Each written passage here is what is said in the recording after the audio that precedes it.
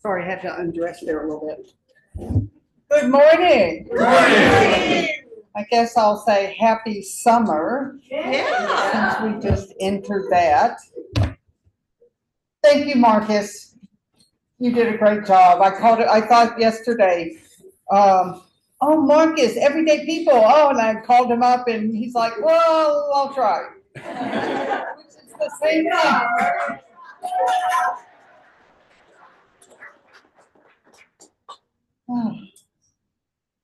It's like that Stone who wrote that song and performed it with the Sly and the Family Stone died a couple of weeks ago. Some of you might know that. And he's been all over social media since. I used this song last week when I spoke down at the center, and it's such a relevant song to our day. You know, that we are everyday people. We all belong together, even in the fussing and the fighting and not liking this and that. Even in our spiritual communities. Is that true? Even in our spiritual communities, it's in the, nice people being nice people, but I don't like that person over there, and we do that. And so that acknowledgement, and Sly Stone says, we got to live together. Well, the fact is, we do live together. How are we living together? That's really the question, and that's really the practice of spiritual living. How am I living together? What am I living from, and what am I bringing forth? I went and got gas yesterday, and I drove behind this car, and this young black man gets out of the car, and on the back of his car, it said, legalize melanin. Do you know what melanin is? And I didn't laugh. I thought, it is 2025 and a black man finds it necessary to say it is not illegal to be black. Relevant today, 2025, a black man is still having to stand up for his rights and the legitimacy to be amongst the people that we all are together. This is Gay Pride Month, the same thing for the LGBTQIA community. We're all unique and we all deserve to have a voice and legitimacy of being just as we are. And this is really what Sly Stone was speaking about, that we all are unique, and sometimes we're quirky unique, and we have this stuff about each other. My way's the good way. I don't like the way your way is. How do we live together? I was at dinner with friends last night when all of a sudden everybody's cell phone started pinging, and we found out about the bomb strike in Iran. I can't help but bring that up because it is what's happening right now. This is our world.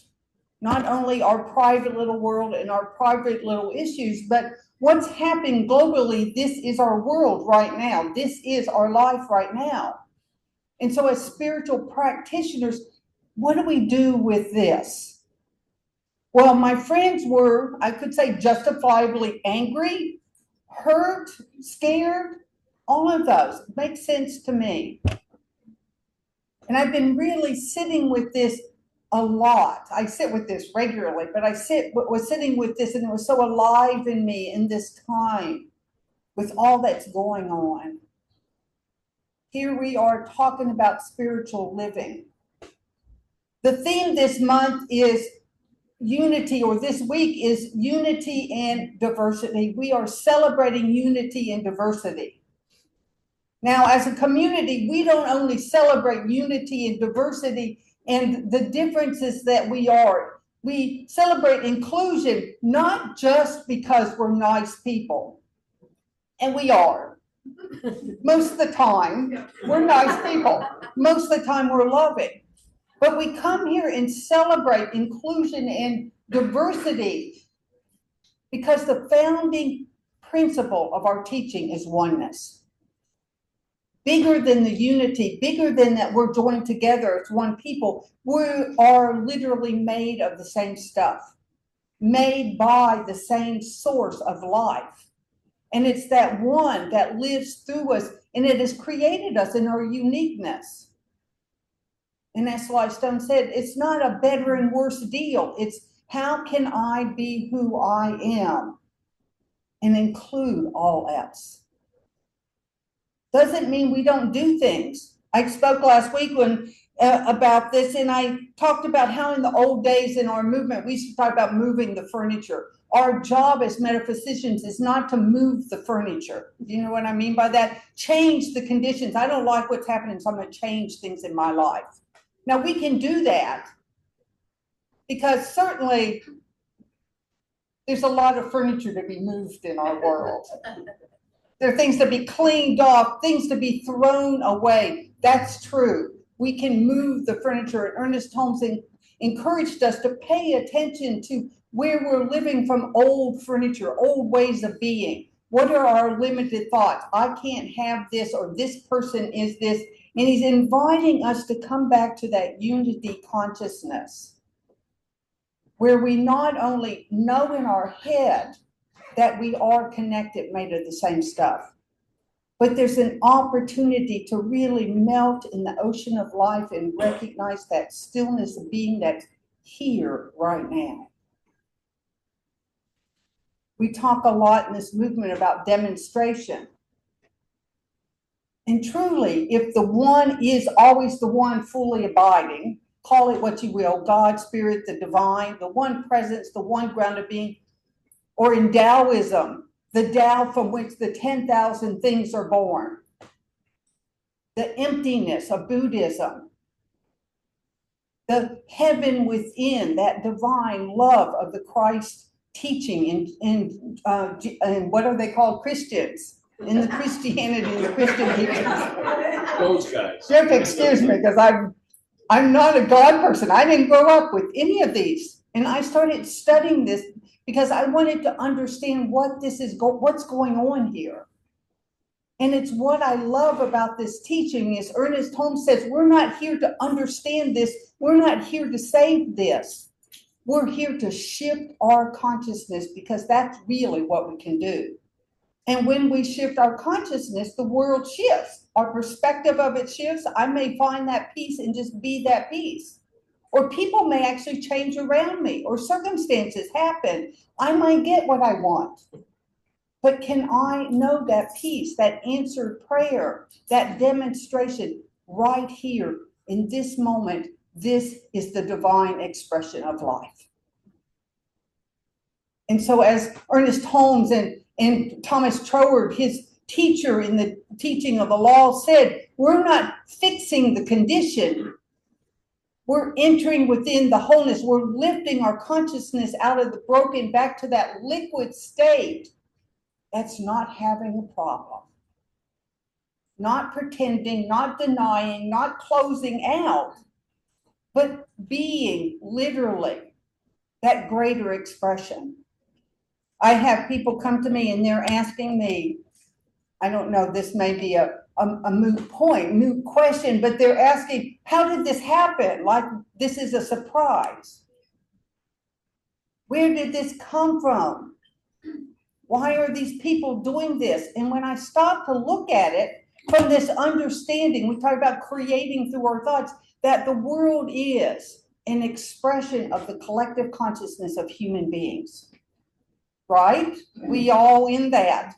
And what is the collective consciousness of human beings? Sure, we're loving. Sure, we know a greater truth on our good days and our good moments. But the collective consciousness of human beings, from what I can see, what I hear, and what I even feel and experience in my life, is that we're separate. That's my experience. That there's good and bad. That people should be a certain way, including ourselves. That people are to blame. That we need to fight against that seems wrong to us. Do we not all believe this? They're not bad beliefs, but they're not the undergirding principle of all life. And so we're being invited to know something bigger. I could say the whole human species is being invited to shift consciousness, not in a moment, not in a thought, but in an awakening. Can I live from peace? And this is what's been pressing on me. Because when I got the bing on my phone and I'm sitting with my friends and we're all deeply spiritually practiced, we understand oneness and everybody's angry and sad, and they're scared. And I had to stop and go, whoa, wait a minute. I don't want to deny those feelings. They're not wrong.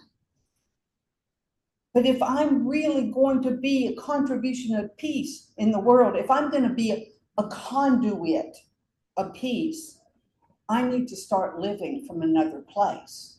You with me? I need to be able to feel those feelings. I may explode in those feelings, but then to come back to, wait a minute, what's really here, and listening and finding that ground of being. This is what is being pressed and called to us in our world right now.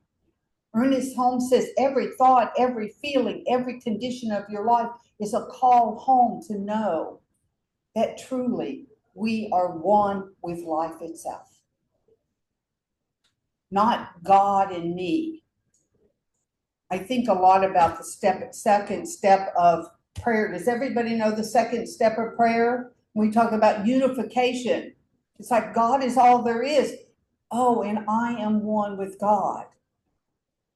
That doesn't mean I am this oneness and there's me and I'm being this great person. It means literally a melting into and recognizing that I'm an integral part of something vaster, bigger than I can experience. Now that may rattle your cage,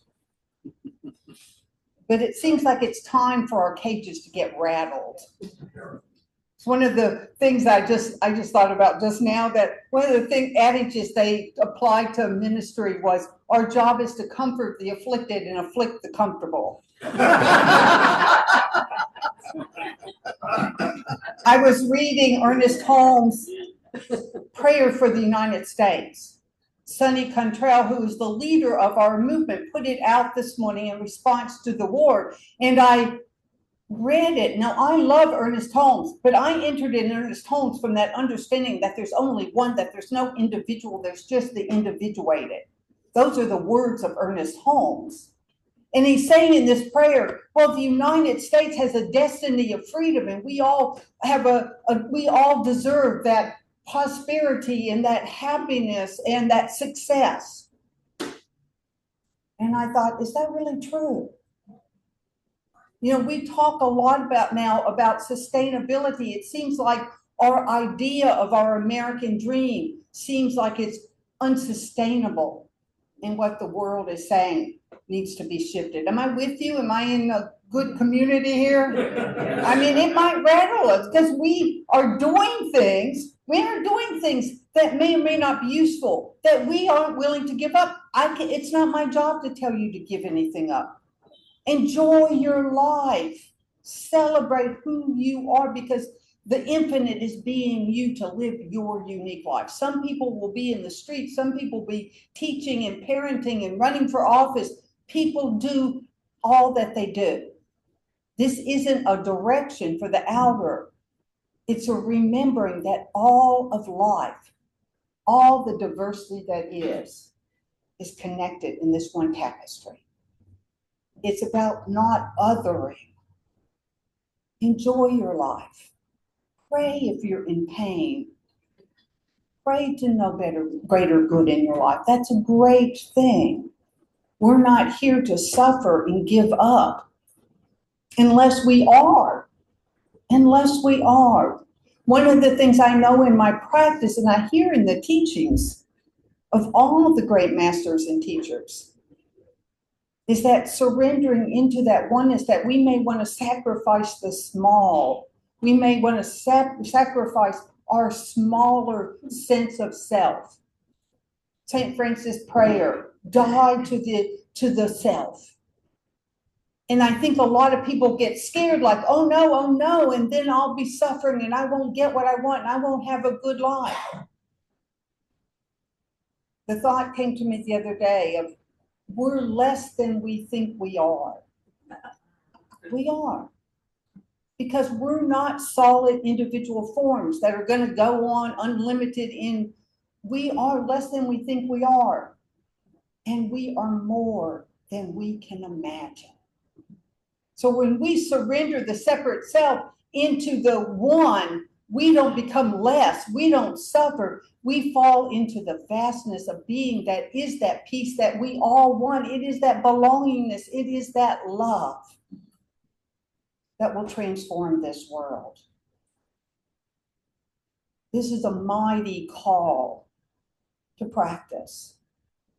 To know oneness is no small thing in a human body temple.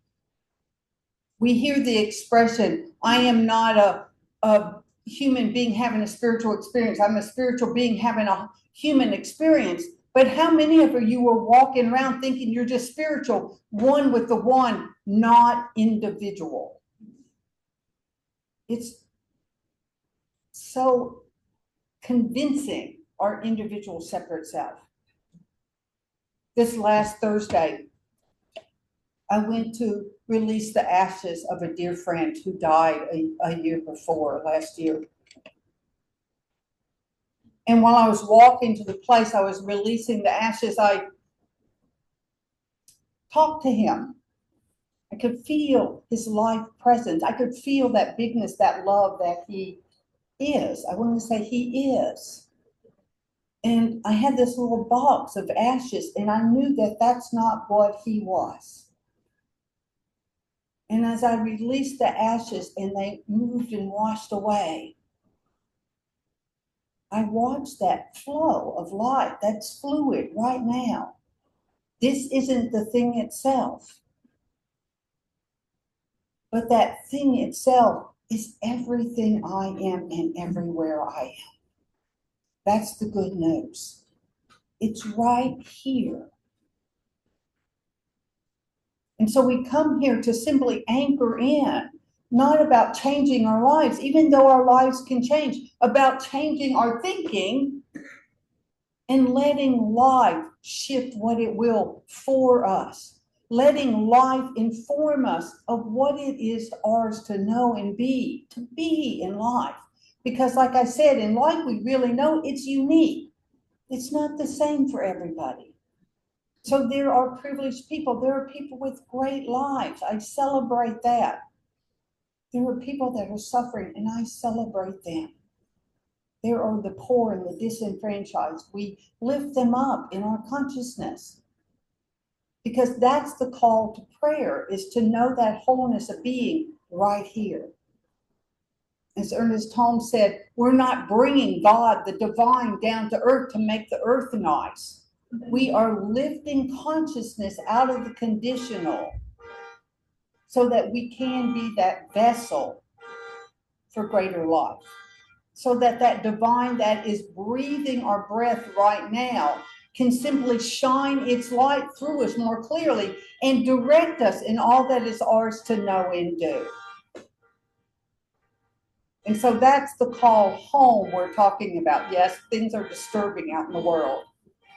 Oh, well, I thought about this woman the other day that I sat with as she was dying. And she had gone through a second course of chemotherapy when her cancer returned. And I would go to the infusion center with her, and I'd sit with her, and I prayed with her, and I walked this journey until her chemo round was done, and she went home. And she was awaited with a hospice bed. And I'd go see her every day in this hospice bed. And she'd lay there and she'd talk about, oh, the chemo has kept me from being able to walk. My legs are paralyzed now, but I can't wait till I can walk again. And she kept saying that to me. Now, I wasn't in conversation with her doctors. I wasn't a family member. So I would just be with her and support her and love her and pray with her. And so one of the mornings I was sitting with her, she said, I just can't wait till I get my life back. And there was a pause. And she said, oh, this is my life. And when she said that, you could feel the peace open up. You could feel the spaciousness open up. That this is where life had put her, and that wasn't wrong and broken. She wasn't less than, but her body was dying. You get that distinction? She wasn't suffering, life wasn't suffering, but the body's dying. Because these will go. I don't want to shock anybody, I think you probably all know that. These will go. You know, sometimes I have days where it's like, I can't wait. It's like, oh, this hurts. I'm done with this. You know, it's like I was sitting the other day with one of my non-dual, one of my fellow circle people that we talk about oneness and the one consciousness, and I was talking about some pain I was feeling, and we were talking about the body and how challenging the body is. And I'm reading this ancient spiritual teacher from Hinduism, and he's saying, "Oh, you're not your body." And if he had been in the room, I would have slugged him. You know, it's like I am nothing but my body. And so I'm talking to my friend about how hard it is to practice with the body sometimes. Some of you might have experienced that. It is just so convincing. I do not like when things happen awry in my body.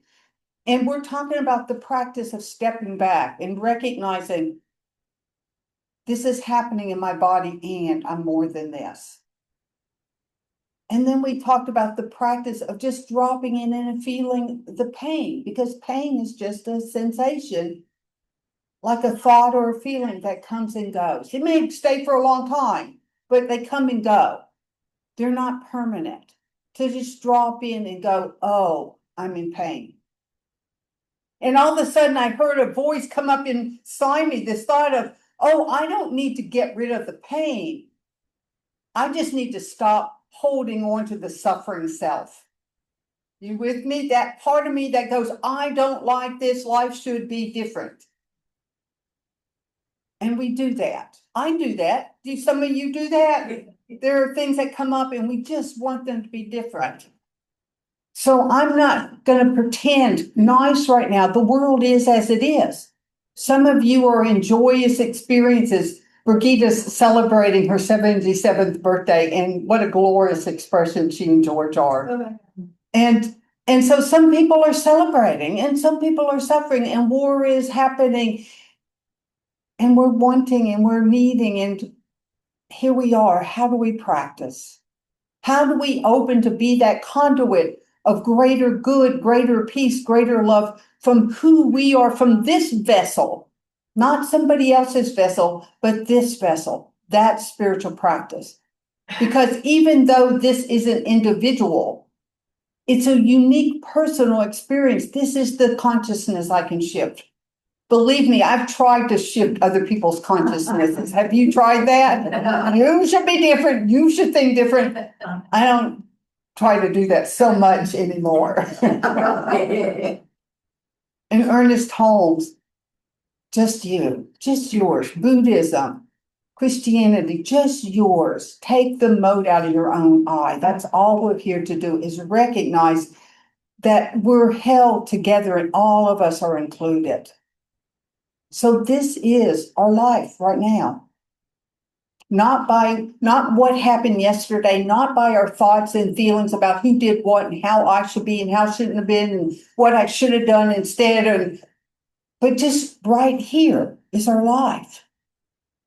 And life is calling us to simply open and know and allow that greater expression of the one that knows and is and does anything anyway, right? It already is the source of life. It's already the creator of life. We're just opening up and clearing so that we can be a greater vessel. I love that line from Mother Teresa when she said, I'm just a mere pencil in the hands of the divine, writing a love letter to life.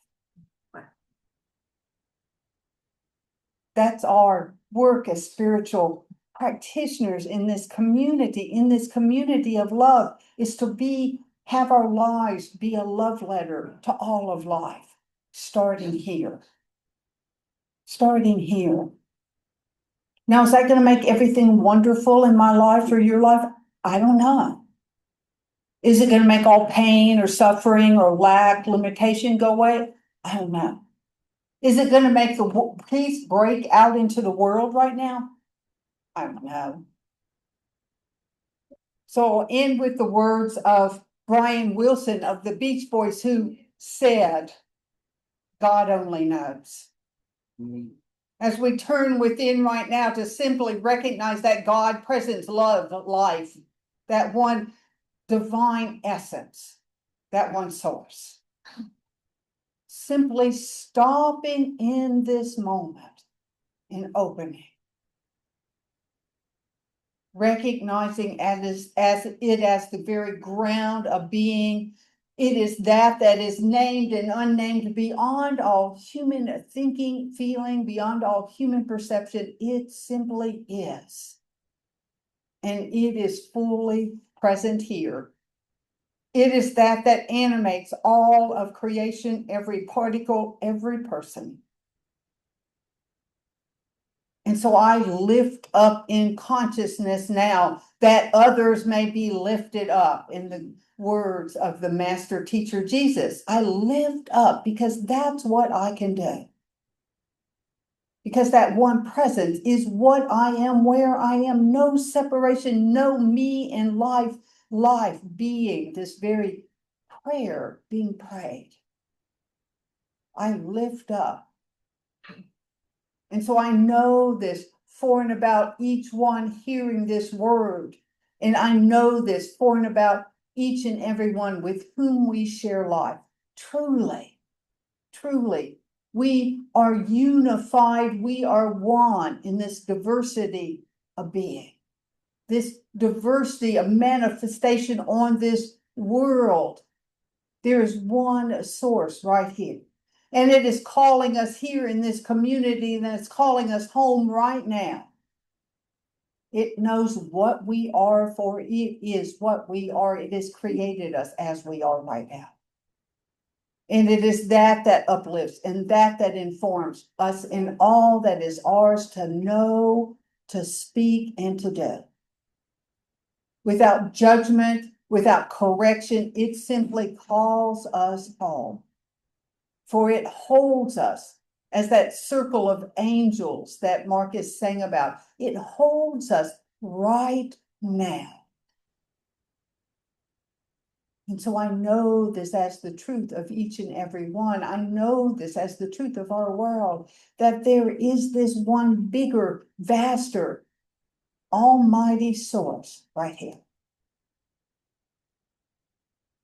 And I surrender. I simply surrender into its sweet embrace.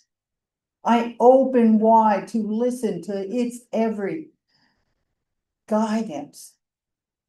That is with me always, walking with me in the mundane of my life, walking with me in that expression that I might deem more than.